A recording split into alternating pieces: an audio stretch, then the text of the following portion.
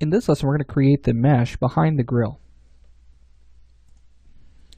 All right, so let's go ahead and go to our front view, and I'm going to create a plane, and I'm going to create this the full distance of our car. Now I know that we've been creating it halfway and then adding symmetry to that, but I'm just going to show you a different way of doing this. Let's go ahead and pull it to the left here to where it's right out in front of that belly pan, kind of like this. And then with that polygon selected, let's go ahead and go to our modify panel, and let's go ahead and round out these numbers here. Let's go ahead and do 14, and then we'll do 70 on that.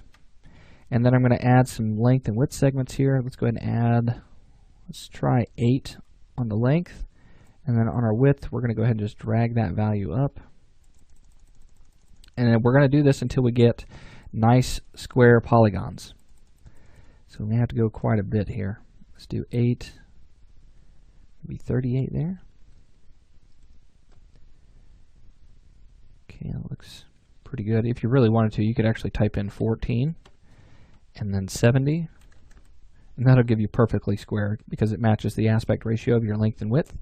I think that'll probably be good. It gives us a pretty good size on all that. Now, remember the issue that we had with this before is we want to create the holes for this, and if we have too many, that can really bog down the system. As you can see, I have 1,960 faces. Now, I don't necessarily need all of these because this mesh isn't going to go behind the grill here. Okay, it's actually just going to cover up the hole that's around the grill. So if we go to our front view, and if I hit F3, actually, let's do this. Let's hit Alt-X. I can actually come in, convert it to editable poly, go to polygon mode, and get rid of any polygons that aren't going to be seen anyway. So I'm just going to come in, and I'll just start to remove these. And let's see, let's go to here.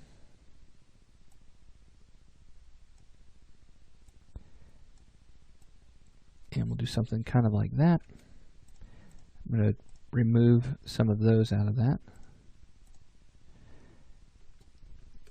And just make sure that you're grabbing just enough. So it should look something kind of like that.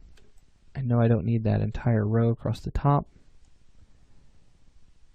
And let's come down.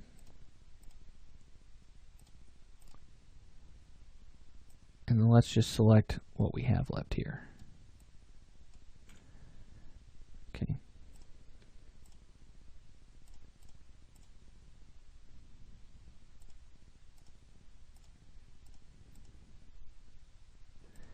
I'm going to need those across the bottom. Okay, so it should look something similar to this. Let's go ahead and leave that there. Okay, so something similar to that. Let's go ahead and delete that. And then everything that we have here, we can go ahead and select these polygons.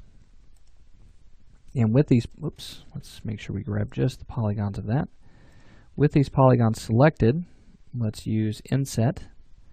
We're going to do by polygon, but let's take our value to 0 first, and then let's switch that to by polygon. We're going to take our inset amount up to 0.1. Let's try that again. There we go, 0.1. This seems to be handling it much better than before. Let's extrude that. Let's set our value to -0.1. We'll hit plus on that, so that way it adds an extra extrusion on that. Try that one more time. There we go. And then we'll hit OK. Now with those polygons selected, let's just simply delete it. And then we can add a turbo smooth to this. And we'll bump up our iterations 2 or 3. Turn on isoline display. And now you might be asking, all right, now we need to get it to the shape of that. How are we going to do that with all of these different polygons? Let's go ahead and use a bend modifier to do that. And if I take my angle up, let's go ahead and bend it in the x-axis, and notice what's happening here. It's starting to bend from that center point out to the edge, and then I can just put that right in position. Pretty cool, huh? So a different way of doing it. Let's make sure that our object itself, okay, let's make sure its pivot point is set to 0. And let's go to the edge here. Now it looks like we might need a little bit more room on this. So if we scale this entire object again, so if I scale this up in all 3 directions, let's show end result on that. You can see that that's now coming back behind there. All right, so pretty cool.